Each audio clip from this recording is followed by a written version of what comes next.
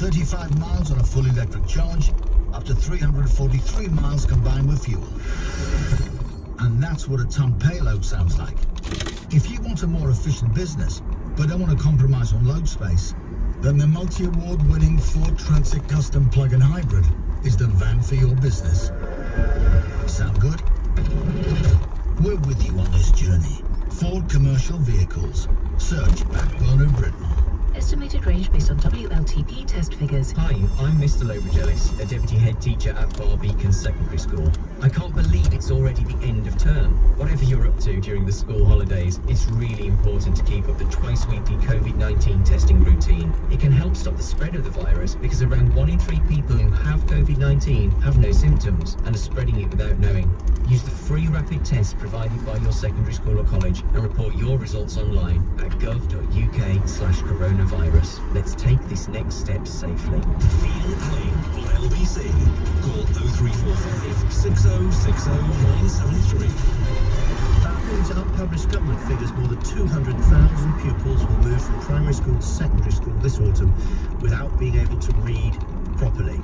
The findings, which apparently have really surprised and put a rocket up, is the phrase that was used, number 10, show the impact of lockdown on learning, with the number of children struggling with literacy rising by 30,000 over the past year. What experience do you have of illiteracy? What are we talking about here? I spoke to an educationalist and he said that doesn't mean they literally cannot read, it just means they're far behind in their reading and writing skills.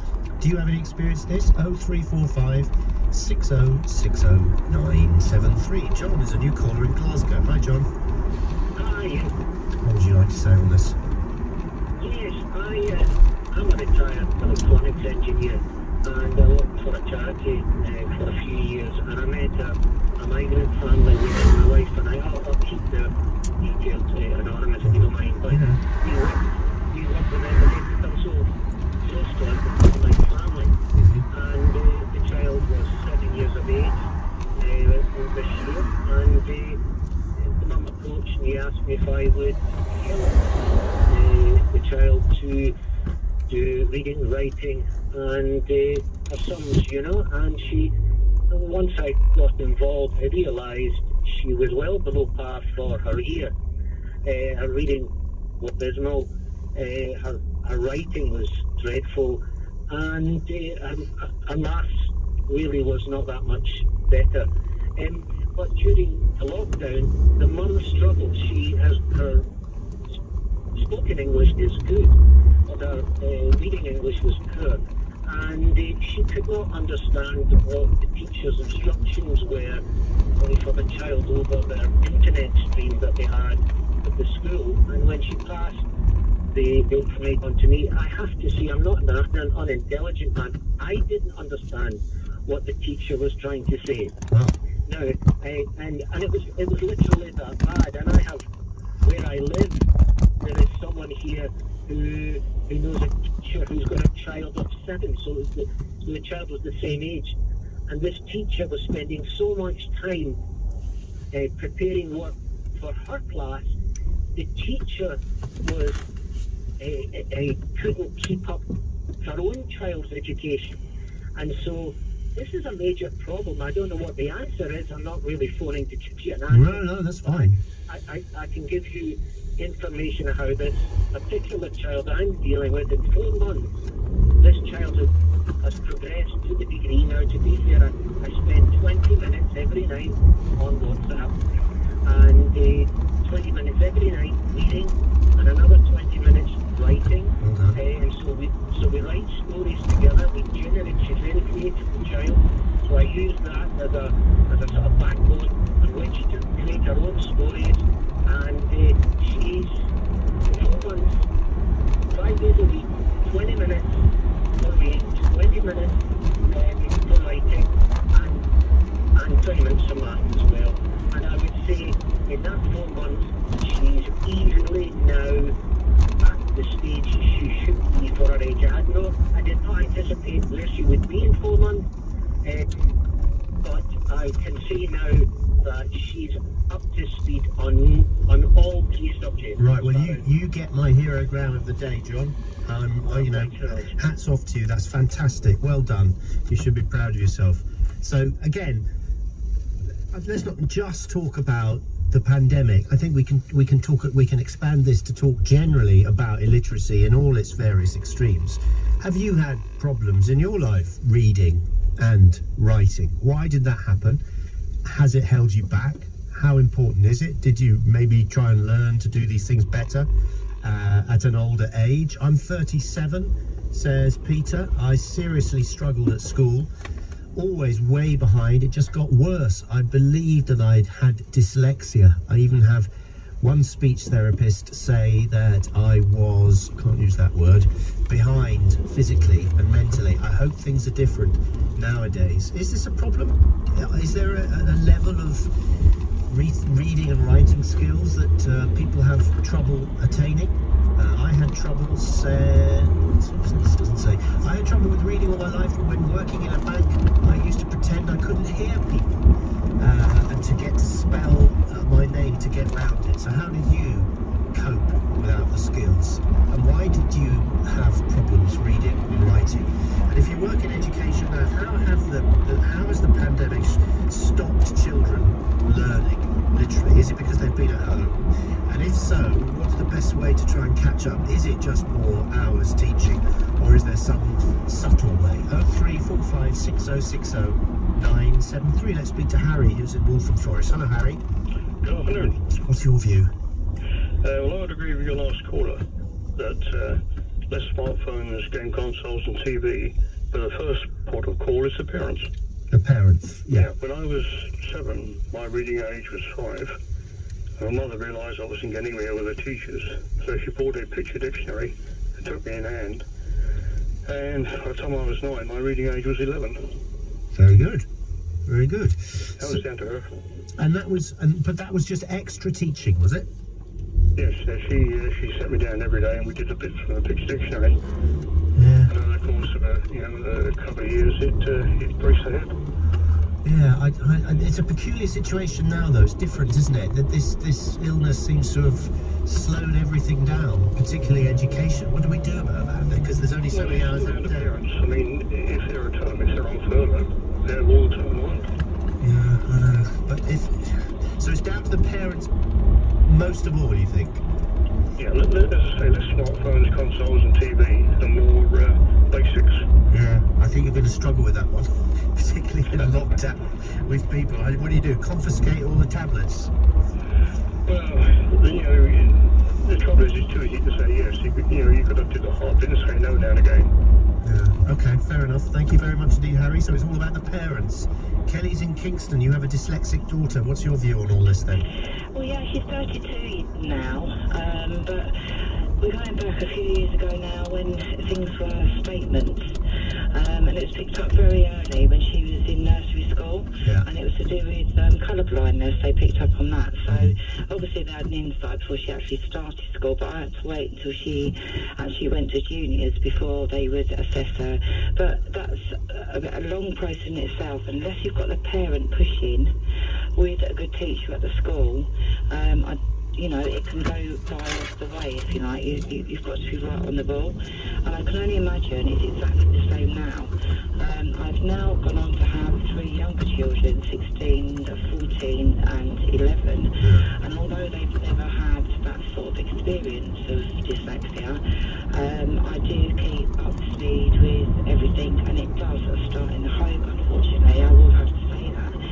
Now, through the lockdown, I have ME, which is very similar to long COVID. So there could be days that I would be in bed.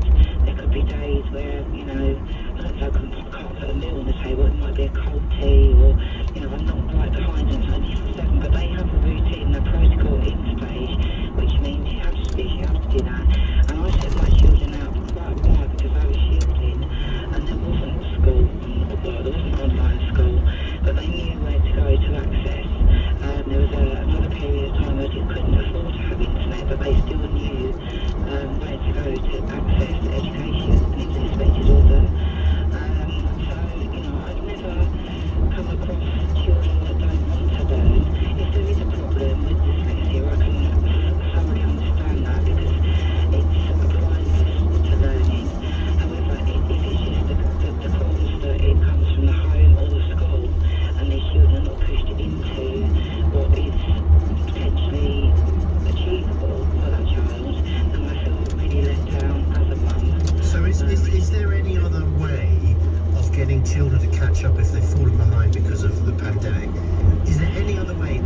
just spending more hours teaching them? I do think the children are like sponges, and I would say all the time they're in primary, they are like sponges, but as soon as they leave and go into secondary school, they become one of their own, if you like, and it's harder to teach, just because of their age, their hormones and everything else.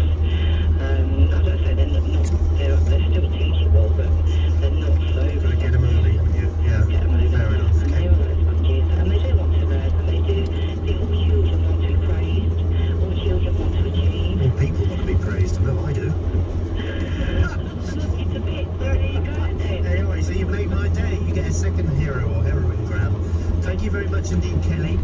Boris Johnson fears lockdown illiteracy surge. This was a story in the Sunday Times today. More than 200,000 pupils will move from primary school to secondary school this autumn without being able to read properly, according to unpublished government figures. The findings, which have sent a jolt through Downing Street, show the impact of lockdown on learning, with the number of children struggling with literacy rising by 30,000 over the past year. I particularly want to hear from any teachers who are listening. You'll get first dibs if you ring in, and first-time callers who always do whenever I'm doing a show here.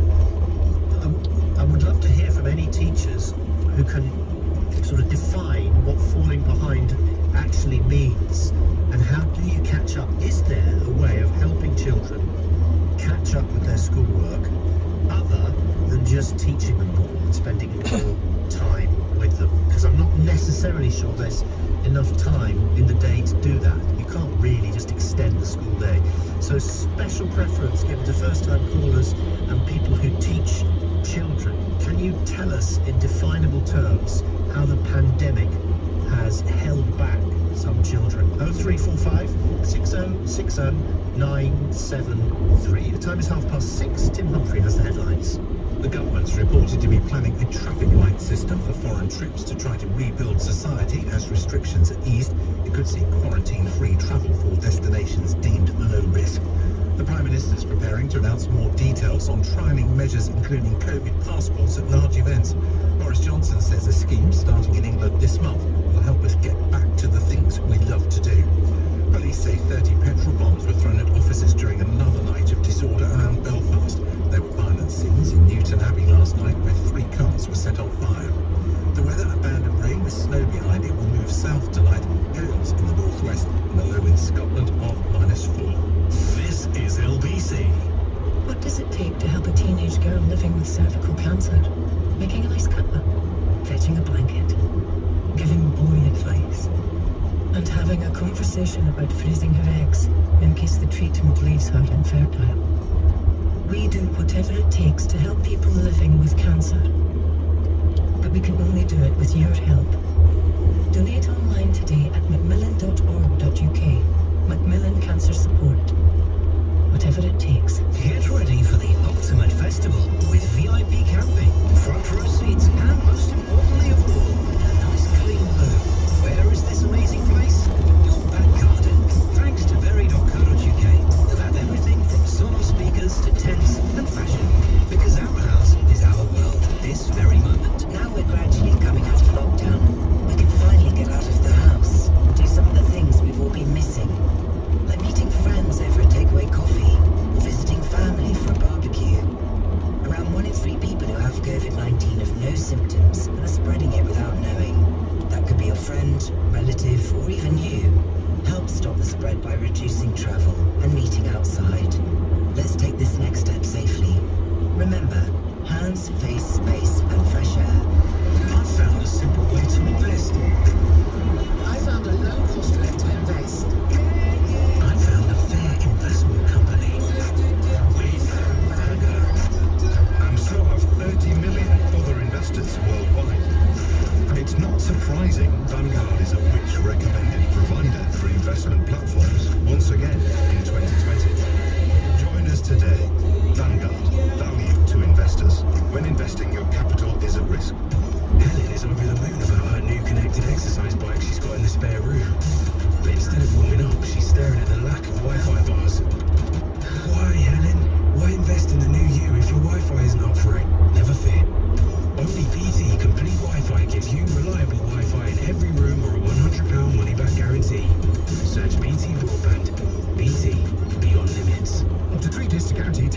access in every room or £100 off your next bill. Terms apply. Verify bt.com/verified Wi-Fi. Listen up.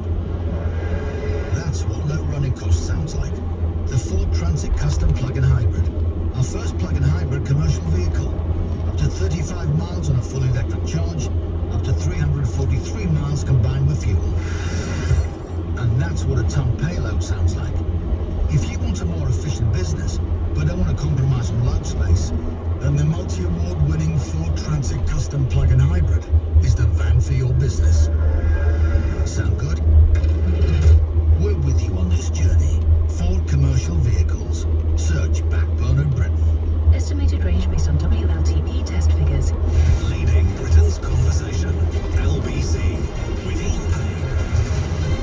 So we're talking about these as yet unpublished government figures, but nothing is unpublished with this particular government. They always tell the media about it, whether it's official or not. But they have briefed the media, in this case the Sunday Times, saying more than 200,000 pupils will move from primary school to secondary school this autumn without being able to read properly. That is an increase of 30,000 over the past year.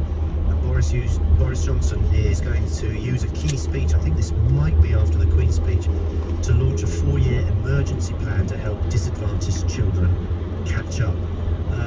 What's the phrase? If you build it, they will come. I said, are there any teachers out there who get special dibs? So here's Sarah, who is not just a teacher, but a mum. So you have a unique take on this. Has the pandemic affected education badly? Well, actually, what I was calling about was not specifically that, but the fact that my son is in year 6, and I'm a teacher and parent, as you say, it doesn't really he had reading difficulties, and it was only really sort of pointed out by me this year. For the last 3 or 4 years, I've been saying to each teacher, because obviously they have 1 teacher per year as they go through school, that there's just something different. I can't quite put my finger on it. And being a teacher myself, I'm thinking, I'm just like, if I had, there's just something not quite right. And we've parented him sometimes, and you just try to put your finger on it, you think, oh, this is something quite different.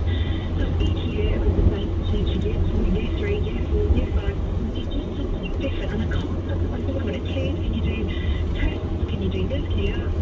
But I actually think the teachers are strapped for time and strapped for money. They don't have the ability to spend time with each child individually. And the fact that my son is mediocre in his studies, he gets crossed over. Now, just recently, I said to the school, look, I'm at my wit's end, because my son is starting secondary school in September, and I know that he won't cope, because the reading level, the intensity of doing different lessons every hour or so, he needs to be able to settle down. So they did a sort of a mini, not test on him, but they did a mini kind of looking on him and wrote back to me, said, you know what, every time we check on your son, he's out of his seat, he's chatting, he's turning around, he's distracting other people. Oh, he sounds like me. And I said, hold on a second, as a teacher myself, my first instinct would be, why? Why is this happening? What is it? I said, have you asked him? It's not only he knows what to do in the lesson, but can he describe it to you? Can he engage in that task? Can he actually explain it to you? You can't just say to my son, oh, can you sit down and get on? Are you actually engaging into what it is that he's supposed to be doing? And had they been?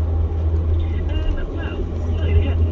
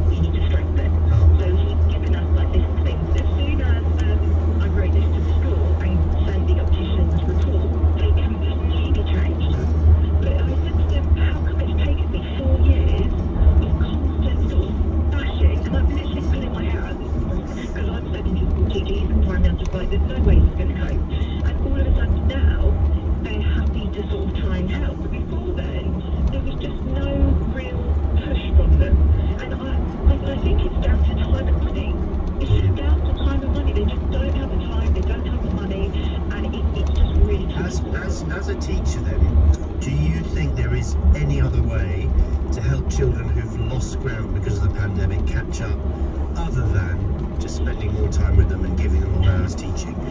Well, I think that my son is an isolated case in the sense that, you know, we know what we can do to support him. But in secondary schools, what we are doing is knowing that the next cohort of students that come through will have gaps in their learning. Right. And so therefore we will go back through that learning and plug those gaps. So because my son is going in secondary school, I have spoken to my colleagues who teach English and maths and said, you know, what's going to happen? And I said, well, we'll assess them, and then we will then plug the gaps where they haven't been learning. Okay. So it's not like a really crazy situation, right? But it is doable. Okay, well, it sounds like you've got a handle on what's happening to your son. So well done, and well done the school finally finding out. We're asking whether or not there